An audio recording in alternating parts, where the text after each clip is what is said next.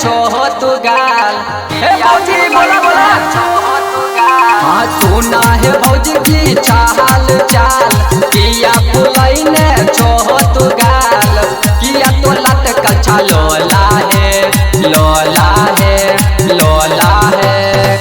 भौजी चला है भौजी तोरा देवघर घुमाइबा किनी के देवता का बोला है। चला है भौजी तोरा देवघर घुमाइबा किनी के देवता का बोला है।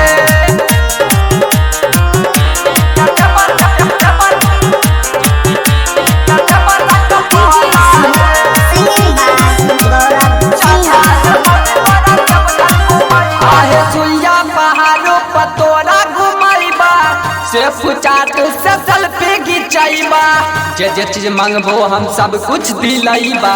भौजी है तो हर सरदा पुराइबा भौजी है तो हर सरदा पुराइबा। आहे सुइया पहाड़ों पर तोरा घुमाइबा सेफ चाट से सेल्फी घिंचाइबा जे जे चीज मांगबो हम सब कुछ दिलाइबा।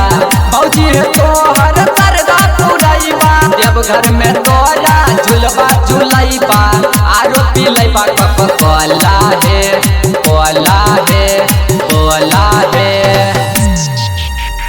चला है भौजी तोरा देवघर घुमाइबा किनी के देवता का बोला है।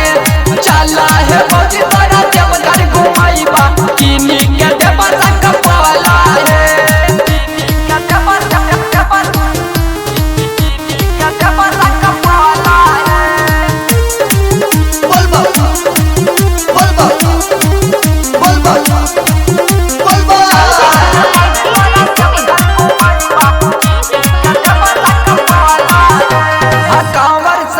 भौजी हो जा तैयार है मनीषा गौरव जा बाबा दुआर है काली चरण बादल संगे में जैता बाबा भोले से दर्शन करैता बाबा भोले से दर्शन करैता।